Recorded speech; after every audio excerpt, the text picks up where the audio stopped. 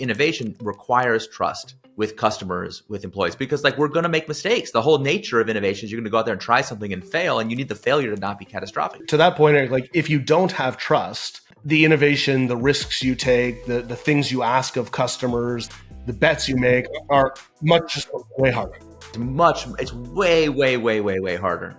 In fact, most big companies that I work with have to take their corporate brand off the innovation just to do the experiment. And what do you think about that? Like, do you think that makes sense at all? Or do you think that that's a brutal idea? It's an absolute requirement. It's a requirement for two reasons. One is most corporate brands are highly protected. Right. So you create a new brand to disassociate. Yeah, so you have to do that. But if you have a good brand, a brand that people actually like and that people have an open-hearted trust relationship with, it's very easy to just be like, yeah, of course. The other problem is like the most depressing experience you can have in a modern corporation, I think, is to go take a tour of their research lab and meet the researchers and ask them this question. Tell me about some scientific breakthroughs that you have had in the lab here that have not been commercialized.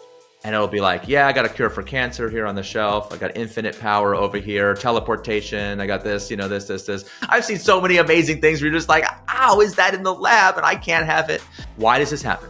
You spend all this money to develop it, but then you have to hand it off to some commercial organization that doesn't trust you.